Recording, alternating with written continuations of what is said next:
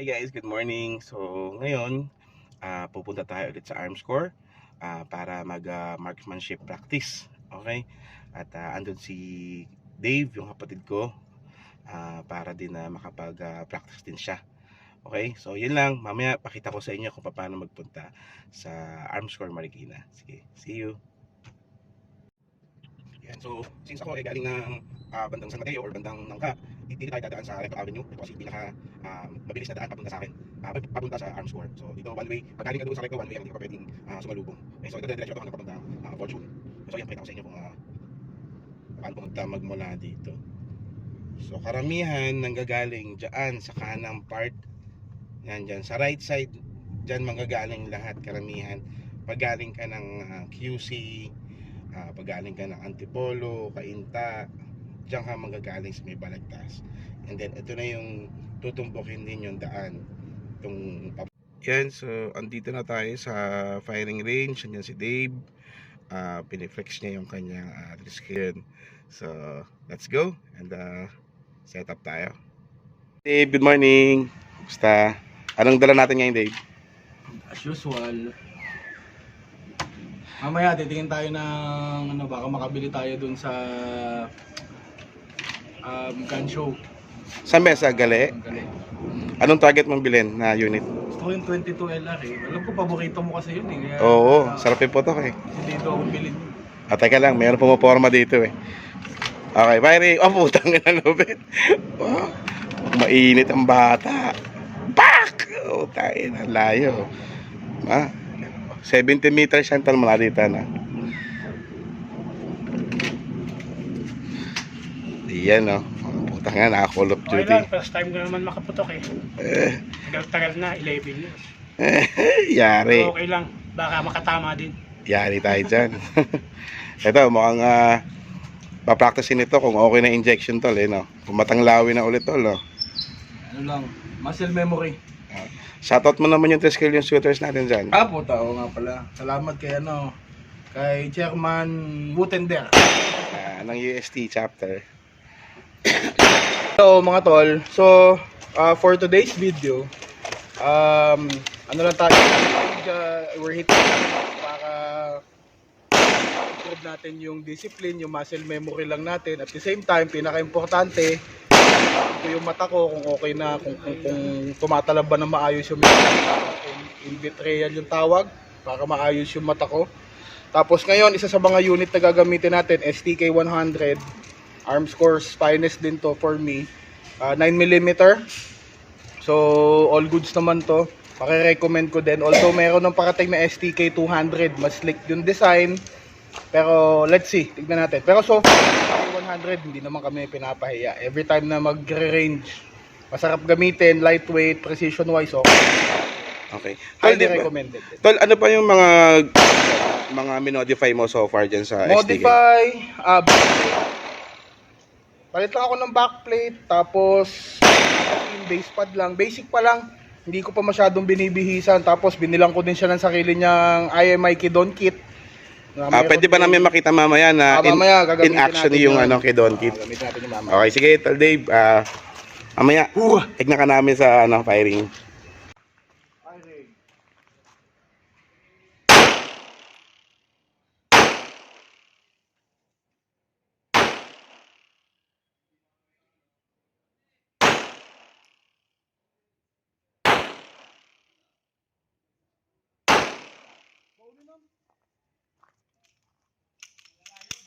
Yeah.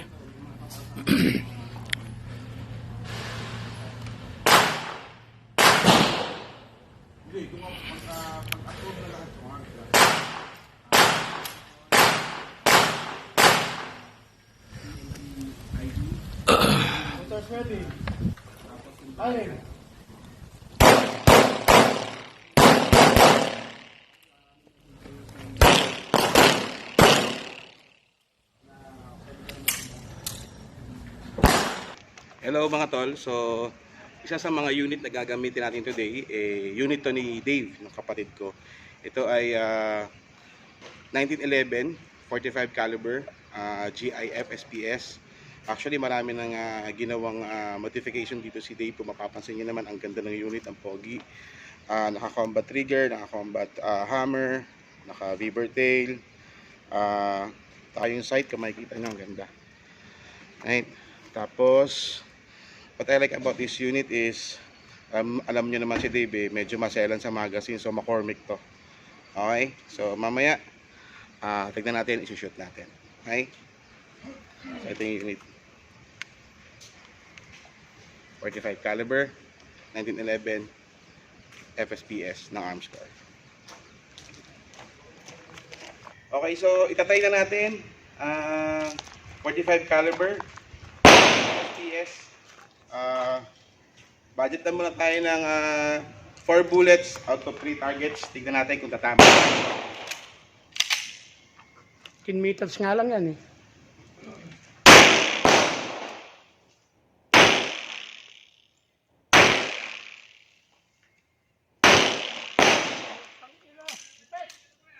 Alright. 3 out of 4. Mukhang maganda pagkakalinis ni Boss Dave dito sa kanyang unit.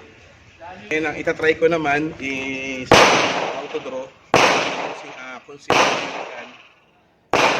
Concealed carry bag using the 9mm. Testing lang natin kung paano siya magiging effective pag nasa labas ka na. Okay? 4 bullets, chambered, nasa bag, zip natin. Itong bag na to is from Brad Poporco, sling bag, tactical bag. Okay, Irene.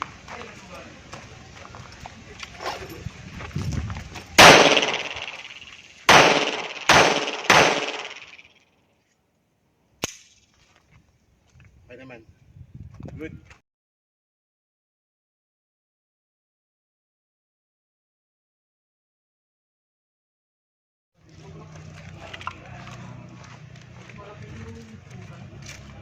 And so, itatry naman natin to, itong unit na to, 22 LR with scope. Doon tayo sa may sa may bench, siguro mga approximately 70 to 80 meters. Tignan natin how effective itong unit na to sa ganong range with the scope. First time namin itatry.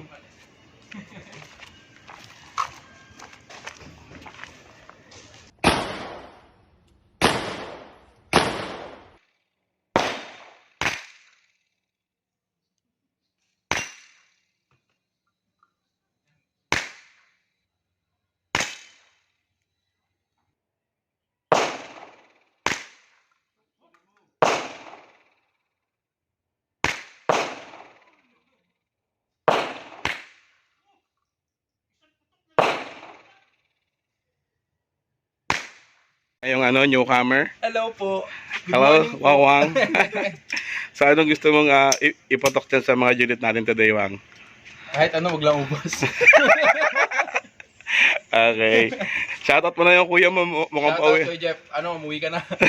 Apat sana tayo dito. Kaya nga Saka si Jeff wala din. Kaya nga, wala si Tol Jobs eh.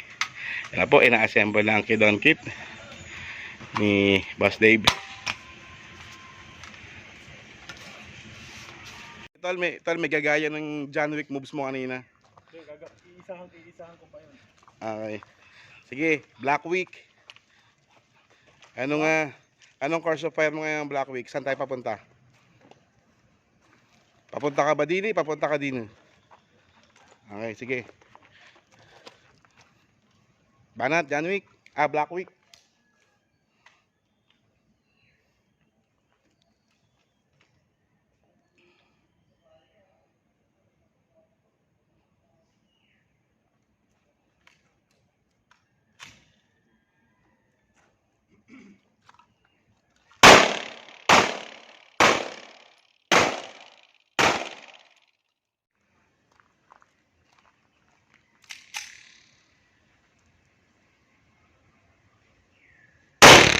Ito mainit. Sige, firing.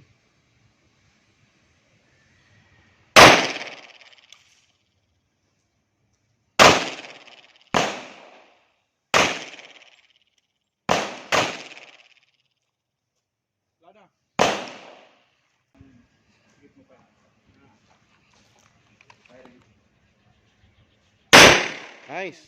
Very good.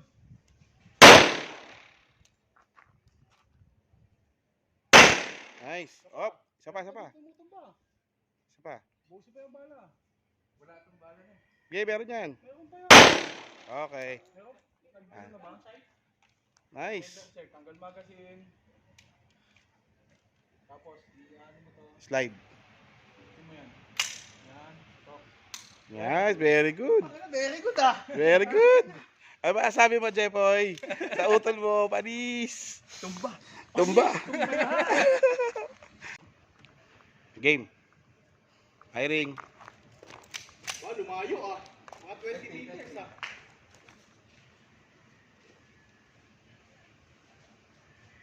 Ay. Nice. Nice. Very good. Isa pa. Sa board. Yan. Okay, release magazine. Slide. Very good, check. Very good. Puta, tayo sa.